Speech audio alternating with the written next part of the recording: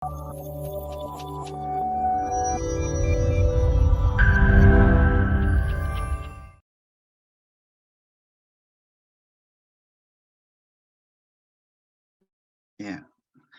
terima kasih. Ini pertama kali saya sharing di sini dan uh, nggak tahu bisa dibilang grogi.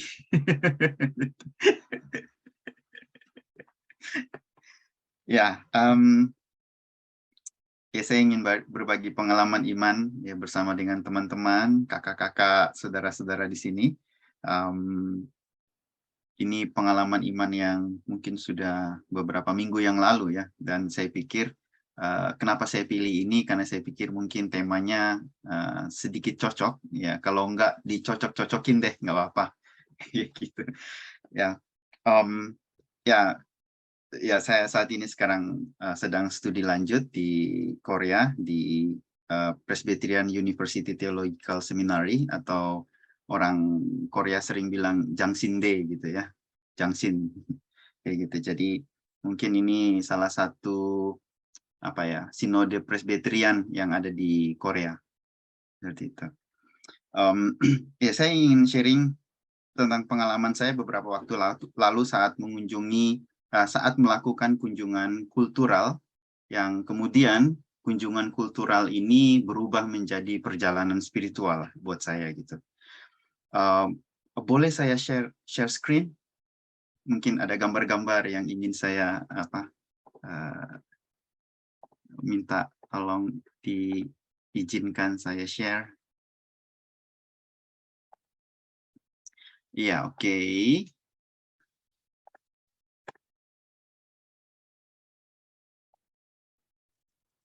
Ya, ini sebentar. Apa dia? Oke, ya sudah, nggak apa-apa. Ya, semua ini bermula dari kunjungan kami ke kota Suncheon.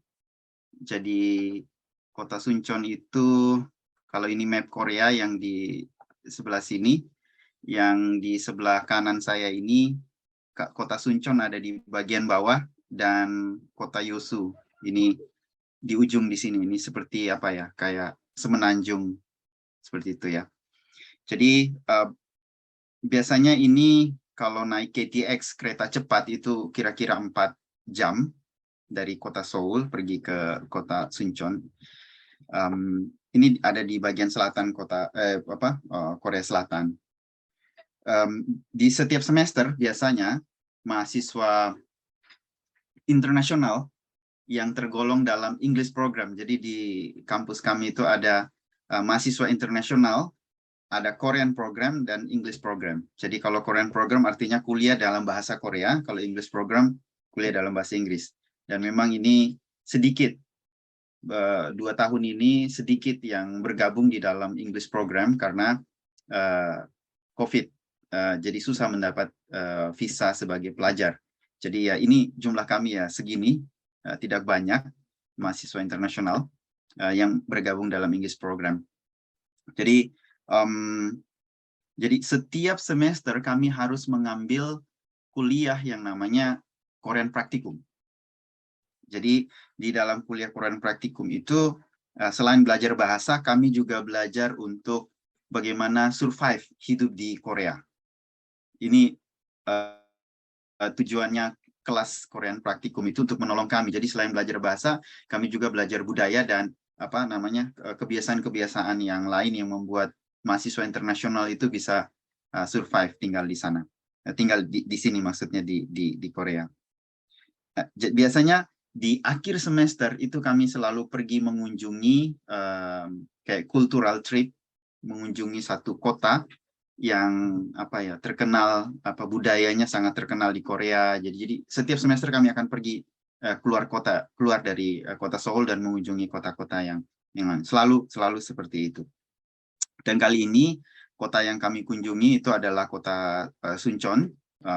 Di sana ada banyak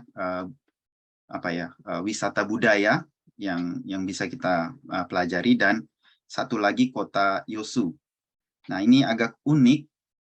Jadi di kota Suncheon kami sudah antusias dan kami mengatur wisata budaya yang bagus-bagus dan yang indah-indah, dan kami kami mau kunjungi sini, jadi kami usul kepada asisten dan asisten mencatat, dia rekomendasikan ke profesornya, oke, kita akan kunjungi di sini, di sini. Tapi khusus untuk kota Yosu, ini profesor yang meminta bahwa kita harus mengunjungi rumah sakit orang kusta. Jadi saya bisa membayangkan ini menariknya apa coba. Kita pergi kunjungan tempat-tempat yang bagus, yang indah-indah tentang terkait dengan budaya Korea dan yang zaman dulu, zaman Joseon, biasanya kalau nonton teman-teman atau kakak-kakak hobi nonton sinetron-sinetron zaman dulu Korea, ya tempat-tempat seperti itu yang kami kunjungi gitu lah. Ada situs-situs bersejarah di sana. Dan tiba-tiba profesor minta khusus di Yosu kita tidak bisa memilih dan kita harus mengunjungi rumah sakit orang kusta. Dan ini yang membuat saya merasa ngapain cultural trip tapi pergi ke rumah sakit yang seperti ini pasti membosankan dan mungkin juga mengerikan karena akan melihat pasien-pasien yang seperti ini kan, pasien-pasien yang kusta dan segala macam. Kalau zaman Yesus itu orang-orang itu dihindari,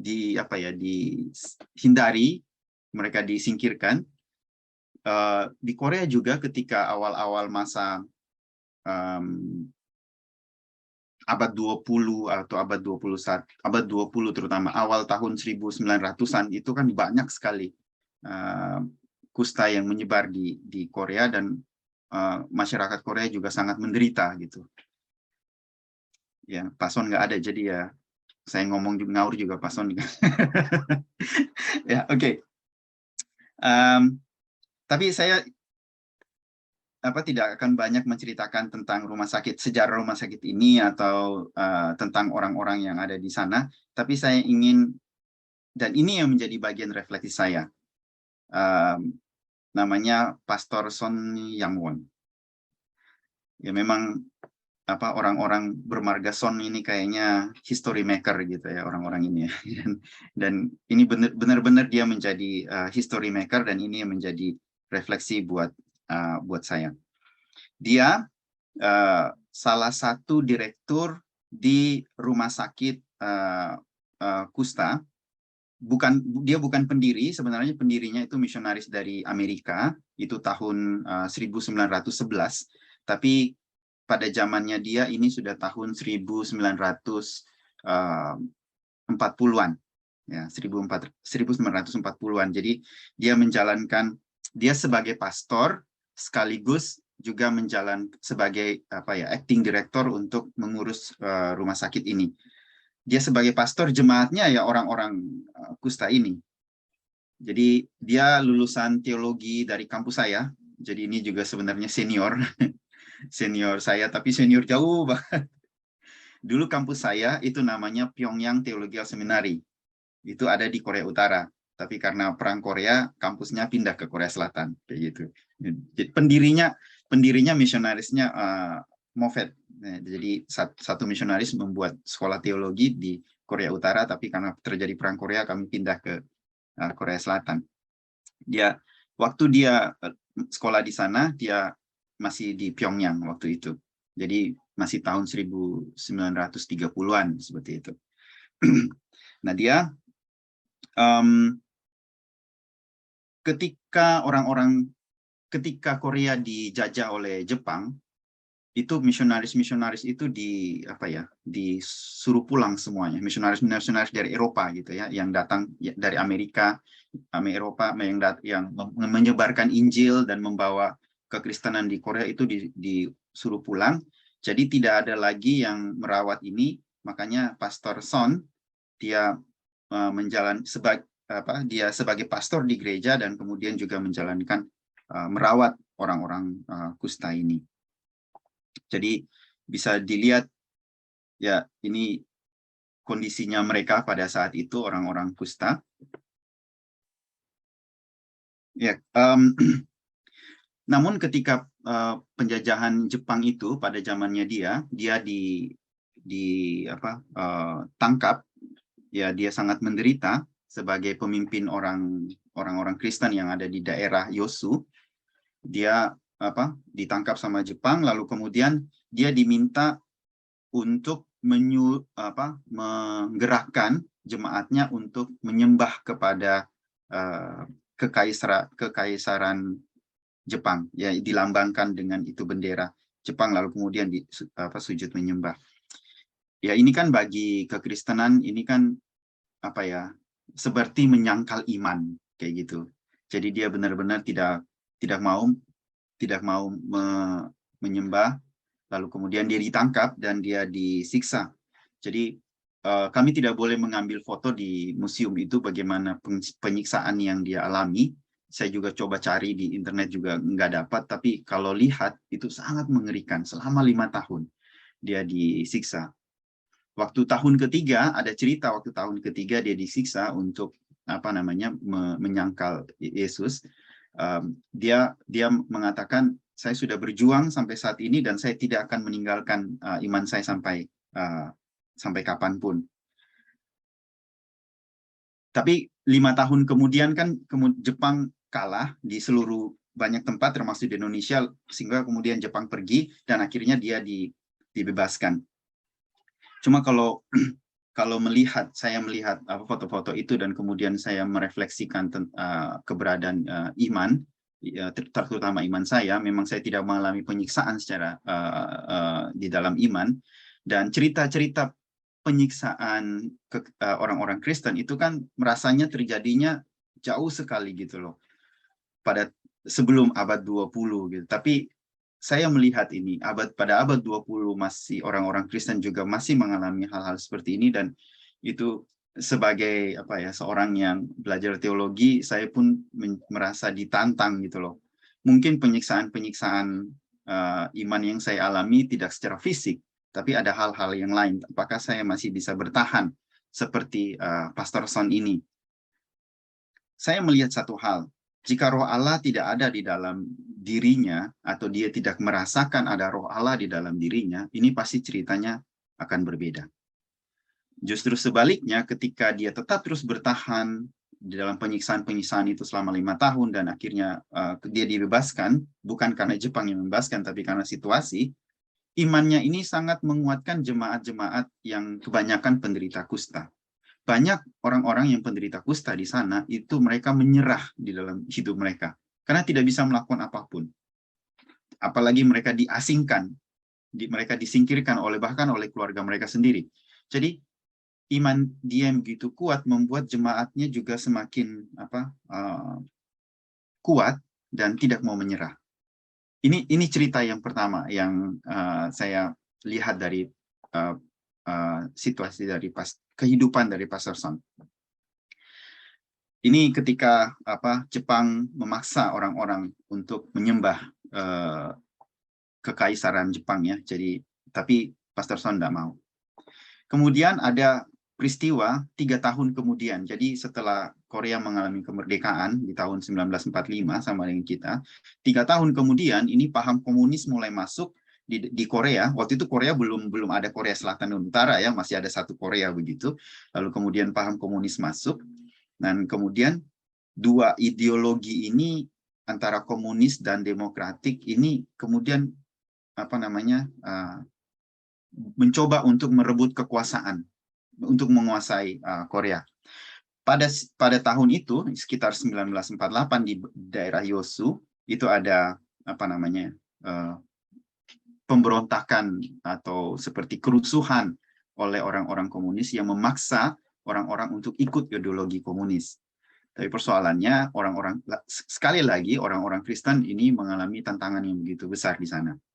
Dan Pastor Son sebagai pemimpin kekristenan yang ada di kota ini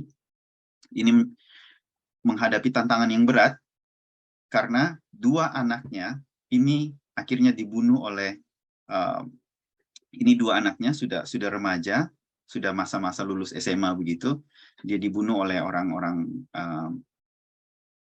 kelompok ideologis komunis karena mereka tetap tidak mau menyangkal iman mereka, dan mereka tetap bahkan mereka menginjili, menceritakan Kristus kepada para pemuda-pemuda komunis ini gitu.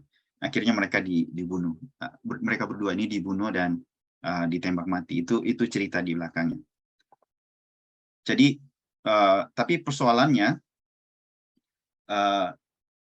situasi saat itu bukan komunis sudah menguasai, belum. Jadi tetap ada seperti pengadilan. Akhirnya orang yang membunuh kedua putranya Pastor Son ini akhirnya ditangkap lalu kemudian mau dihukum. Pada saat mau dihukum, Pastor Son sendiri yang mengatakan bahwa saya tidak akan menghukum orang ini. Saya mengampuni orang ini dan bahkan saya mau adopsi dia sebagai anak. Ini susah sekali bisa diterima oleh logika gitu loh. Di abad 20 ada orang yang bersikap seperti ini. Pembunuh kedua anaknya, biasanya pada masa itu anak laki-laki sangat penting ya di Korea karena mereka baru mulai bangkit sebagai sebuah negara, jadi laki-laki juga sangat dibutuhkan. Tapi dia punya dua anak laki-laki meninggal, lalu kemudian si pembunuh anaknya itu diadopsi sebagai anaknya sendiri. Jadi bisa dibilang ini cerita yang sangat epic seperti itu, sehingga cerita ini begitu sangat epic, makanya dia tersebar sampai di seluruh Korea. Jadi dari kota Yosu yang sangat kecil, cerita ini sampai tersebar di seluruh Korea dan bahkan sampai sekarang itu terkenal Pastor Son sebagai the Apostle of Love. Jadi rasul cinta kasih kayak gitu. Saking epic betul drama yang terjadi di dalam kehidupannya dia. Jadi kalau kita lihat fotonya, ini istrinya, anak yang besar, cowok inilah dia si pembunuh dari dua anak laki-lakinya Pastor Son. Sudah diadopsi sebagai anak. Ini anak perempuan, masih hidup sampai 3 tahun yang lalu yang saya tahu, tapi sekarang saya nggak tahu. Ini anaknya yang laki-laki yang kecil. Kemarin waktu kami mengunjungi ke sana, kami bertemu dia. Dia sebagai pendeta yang meneruskan pelayanan di gereja yang sampai saat ini. Ini anaknya. Rumornya dia masih hidup, tapi sepertinya dia disembunyikan supaya orang jangan mencari dia dan kemudian wawancara atau segala macam karena usianya sudah tua. Rumornya dia masih hidup sampai sekarang. Ini anak yang diadopsi, padahal dia si pembunuh. Yang menyentuh bagi saya, kalau boleh saya share, dia menuliskan ini kepada hari penguburan anaknya. Pada hari penguburan anaknya, dia menulis, ini seperti petisi, tapi petisinya kepada Tuhan sebenarnya. Ini ada 8 petisi sebenarnya. Dia mengatakan, Tuhanku, aku berterima kasih kepadamu karena telah mengizinkan. Ini pada saat penguburan anaknya ya, dia mengatakan kepada semua jemaat, keluarga, dia mengatakan, Tuhanku, aku berterima kasih kepadamu karena telah mengizinkan para martir dilahirkan di dalam keluarga pendosa seperti keluargaku. Tuhanku, saya berterima kasih kepadamu karena telah mempercayakan saya dari orang-orang percaya yang tidak terhitung jumlahnya dengan harta yang begitu berharga. Jadi dia menganggap kematian anaknya itu sebagai harta yang berharga. Di antara 3 putra dan 3 putri saya berterima kasih kepadamu atas berkat-berkat yang saya melaluinya.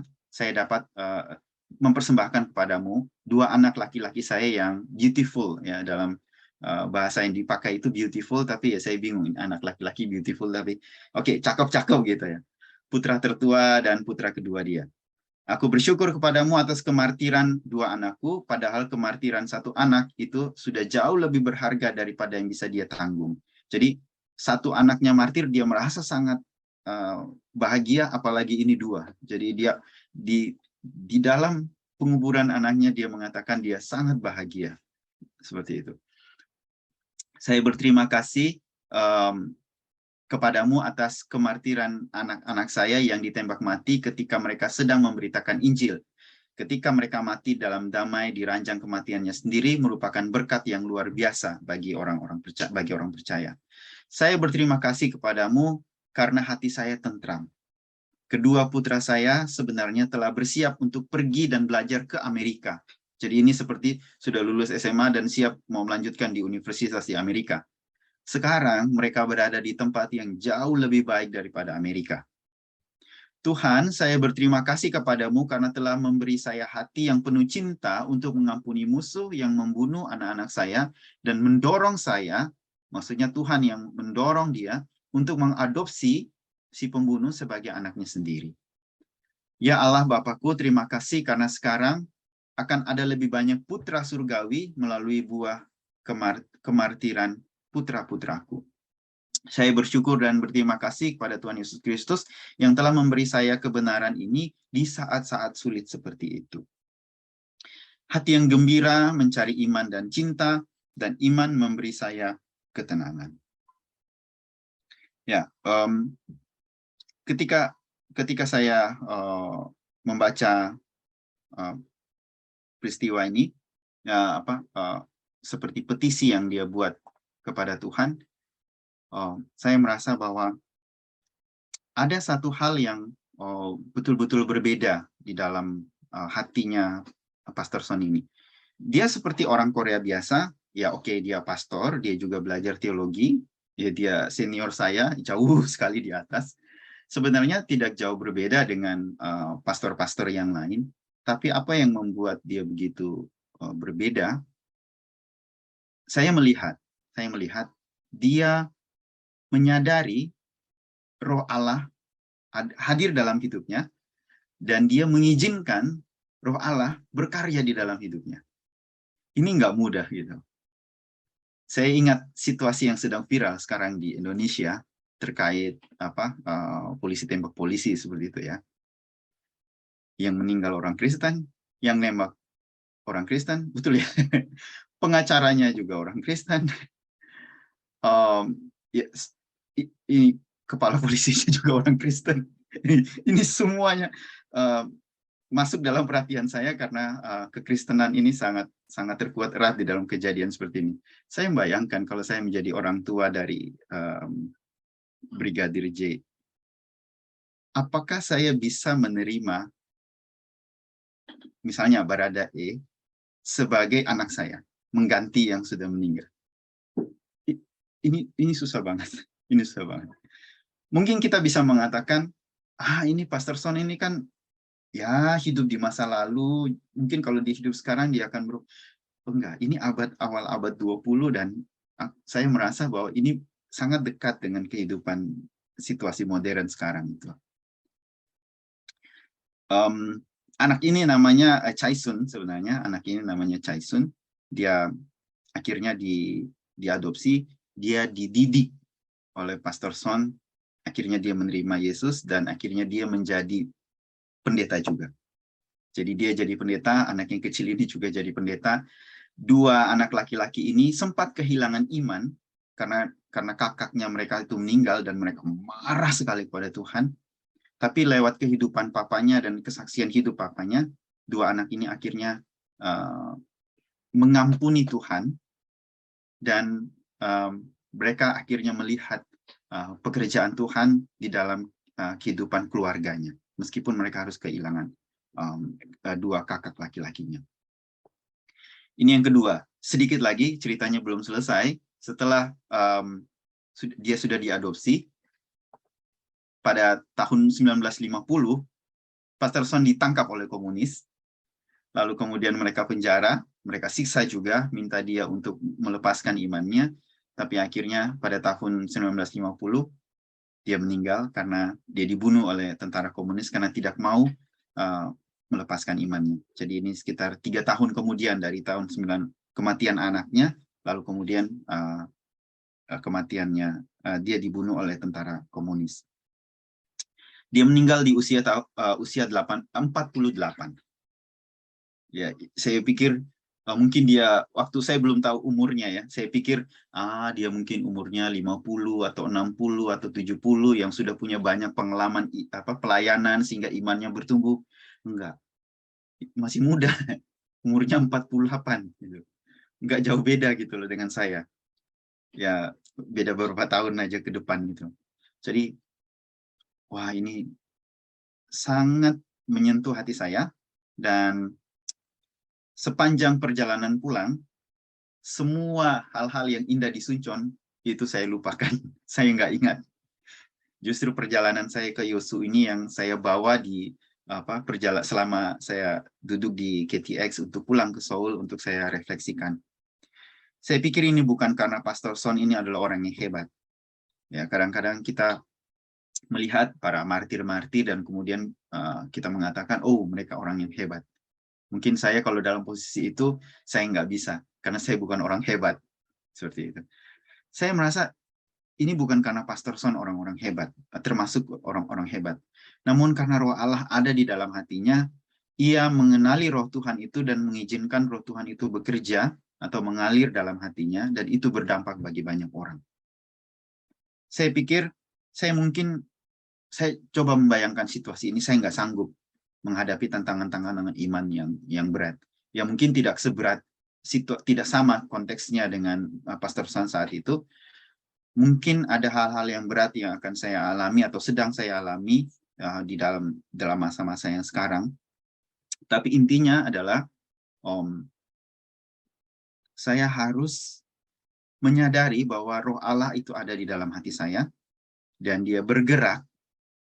Yang paling penting adalah saya mengizinkan roh Allah itu menguasai kehidupan saya.